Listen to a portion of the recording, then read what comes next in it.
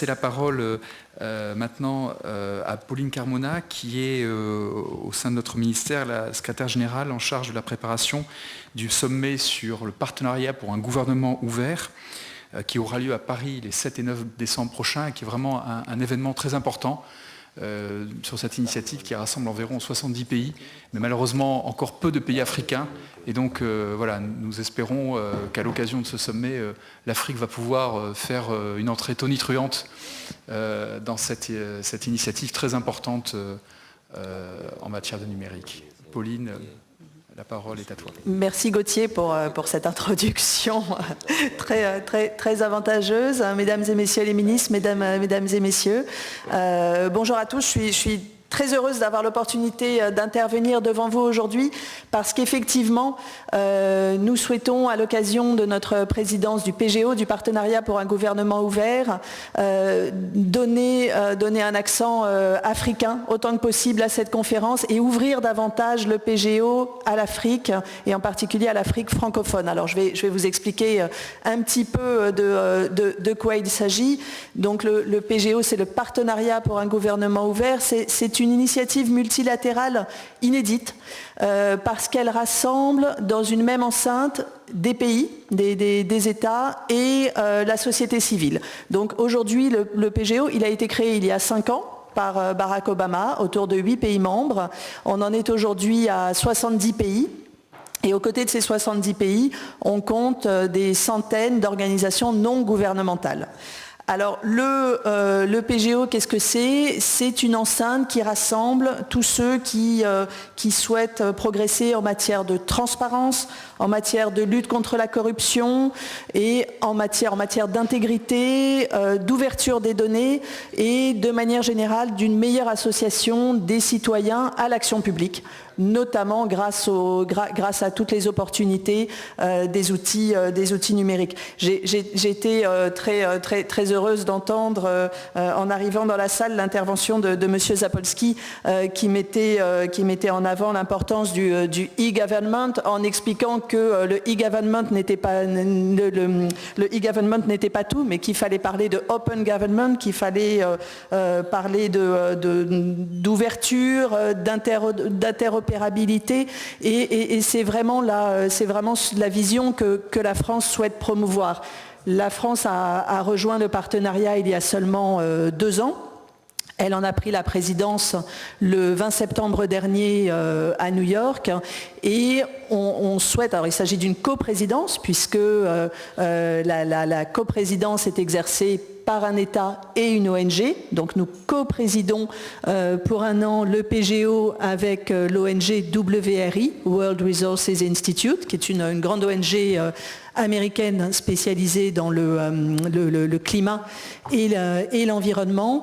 Et nous souhaitons vraiment défendre des valeurs françaises, des valeurs francophones pendant toute notre présidence et en particulier, bien sûr, à l'occasion du sommet. Donc le sommet, comme Gauthier Mignot l'a indiqué, sera un événement international très important. Il se tiendra à Paris les 7, 8 et 9 décembre prochains. Un sommet du PGO, c'est environ 3000 participants. On a déjà plus de 2500 inscrits.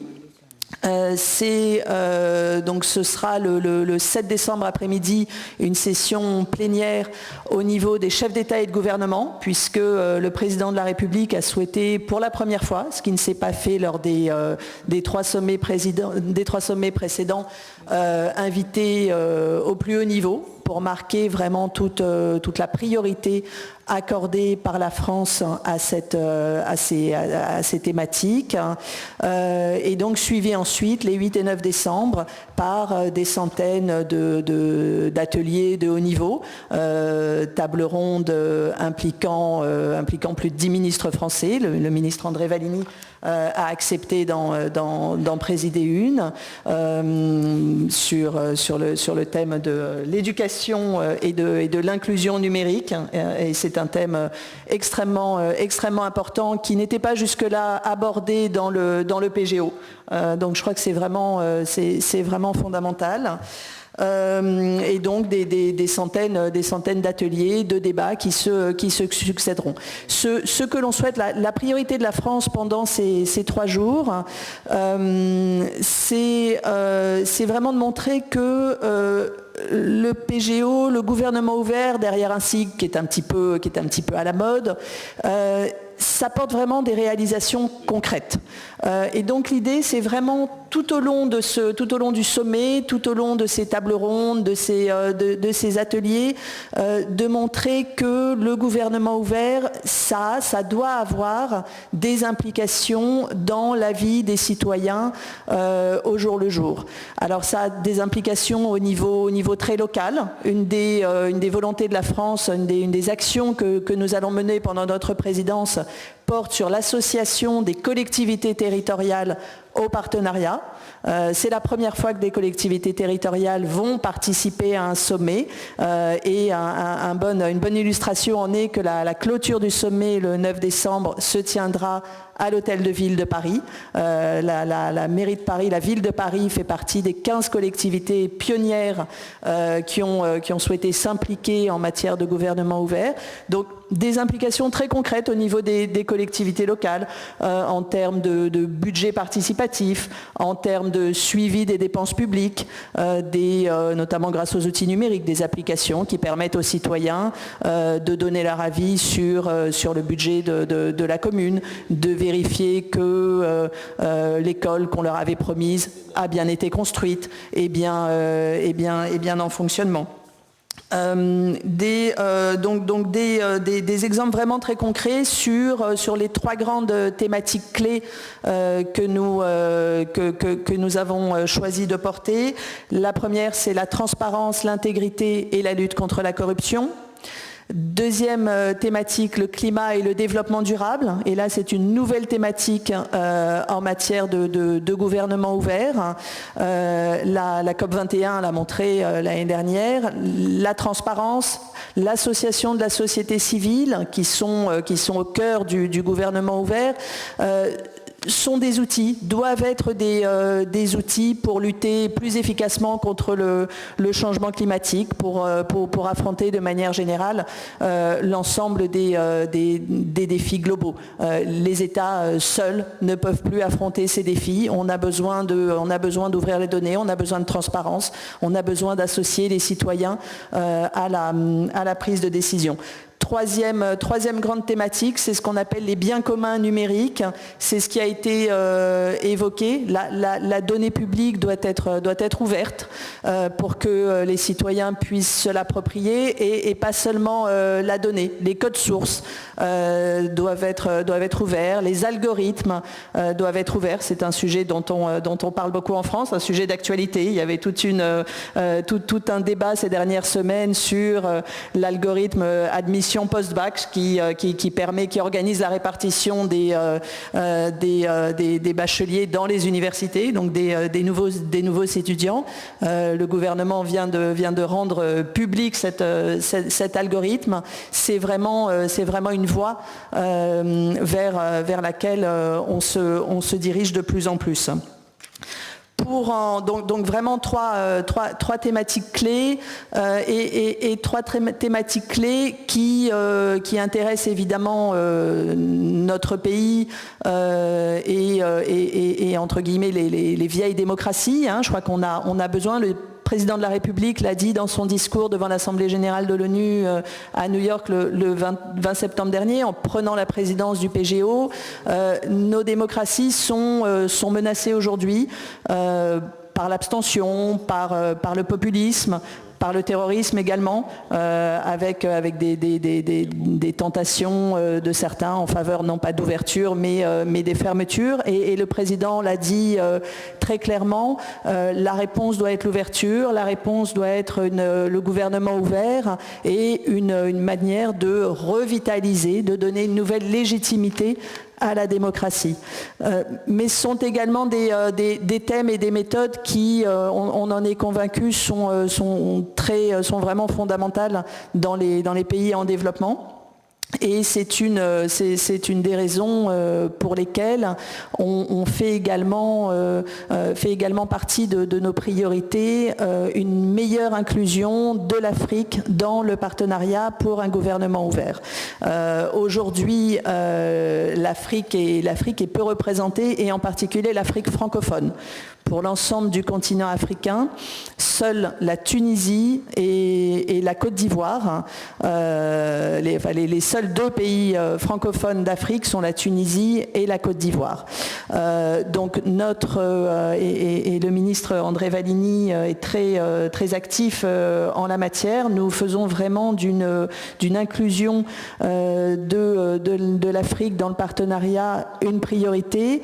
Alors ça va aussi avec un accompagnement, puisque, comme ça a été dit là aussi par les orateurs précédents, il ne s'agit pas seulement d'affirmer les grands principes du gouvernement ouvert, mais il faut après pouvoir les mettre en œuvre. Il faut que l'État, les administrations soient capables de coordonner cet effort, d'avoir tout un dispositif permettant l'ouverture des données, permettant d'aider l'écosystème des startups, de tout ce qu'on appelle la civic tech, de profiter de cette ouverture des données.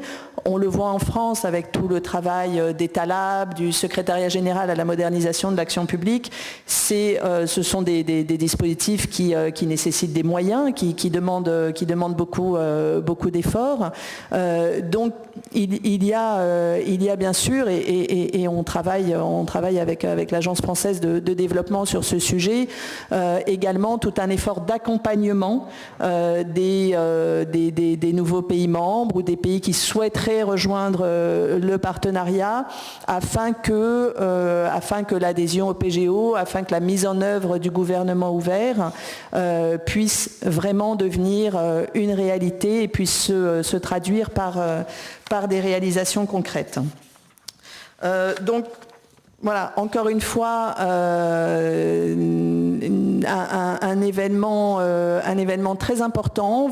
Les inscriptions sont encore ouvertes jusqu'au 31 octobre. Elles sont ouvertes à tous, société civile, simples citoyens, sur le site sommetpgo.org. Mais vraiment un appel. Je voulais insister sur cette volonté de la France d'associer davantage l'Afrique pour avoir une représentation plus équilibrée du partenariat. Si la France a choisi d'adhérer il y a 2 ans, c'était un petit peu pour être le cheval de Troie de régions du monde qui n'y sont pas assez représentées. Donc je compte sur vous pour faire passer le message, et en espérant que nous pourrons susciter le plus possible d'adhésion ou au moins d'intention de rejoindre le partenariat lors du sommet de Paris. Merci beaucoup.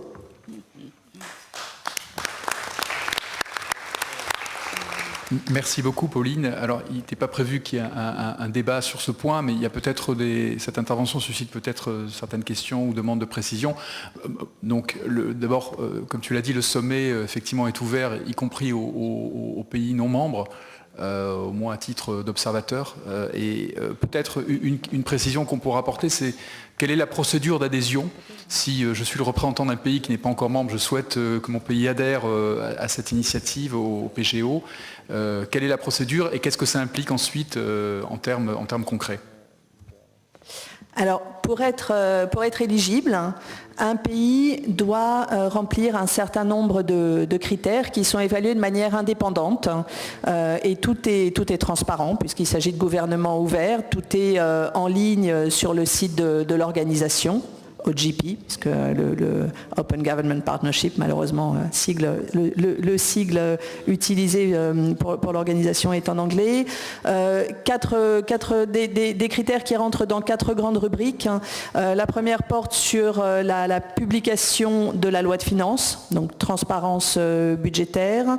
La deuxième sur la publication du patrimoine des plus hauts responsables publics. La troisième rubrique, existence d'une loi sur l'information et les médias, et 4e rubrique sur les libertés civiles. Donc vous avez un système de points qui vont déterminer l'éligibilité d'un pays. Dans un certain nombre d'Afrique francophone, les pays sont soit éligibles, soit proches de l'éligibilité. Une fois qu'on adhère, donc il suffit de soumettre une lettre d'intention au secrétariat de l'organisation, au secrétariat du PGO, pour adhérer. Une fois qu'on adhère, et c'est là qu'on va entrer dans des processus qui vont souvent nécessiter un peu d'accompagnement et qu'il y aura une volonté forte de la France de mettre cela en œuvre. Il faut désigner une administration responsable, un point de contact national qui sera l'autorité qui ira assister aux réunions du comité directeur du PGO. Et puis il faut surtout élaborer un plan d'action national qui va décliner pour le pays les mesures adoptées pour se rapprocher du gouvernement ouvert.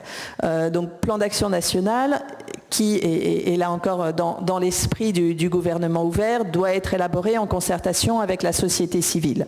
Donc des ONG, des associations, éventuellement des entreprises intéressées à ce sujet. Ce plan d'action est ensuite soumis à une évaluation indépendante par des chercheurs. Les chercheurs ont un rôle important dans l'organisation, dans le partenariat, puisque c'est eux qui évaluent les pays. Ce ne sont pas des États, ce sont des chercheurs indépendants. Et donc le plan d'action est adopté pour une durée de 2 ans et est évalué à mi-parcours. Ainsi, le plan d'action de la France qui est valable jusqu'à l'été 2017, a fait l'objet d'une évaluation l'été 2016 avec des feux verts, des feux oranges. Heureusement, peu de feux rouges, mais quelques-uns quand même, et donc attirant la vigilance sur les progrès restants à accomplir, et puis surtout une perspective, lorsque le plan d'action est terminé, d'en adopter un nouveau. Ce qui est très important dans le PGO, il s'agit pas, aucun pays n'est parfait, et les critères pour adhérer sont assez souples. Ce qui est très important, c'est un processus. C'est qu'il y ait vraiment une volonté du pays, lorsqu'il adhère, de progresser, de faire mieux, et de faire mieux en discutant avec les citoyens, avec les ONG les plus intéressés, les plus impliqués.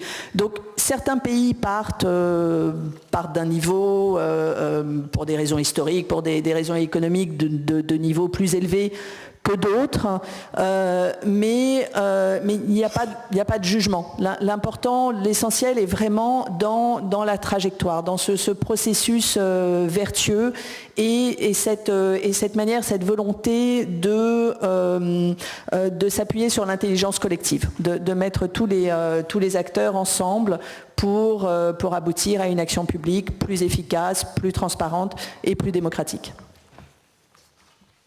Merci Pauline. Y a-t-il des questions ou des réactions suite à cette intervention ?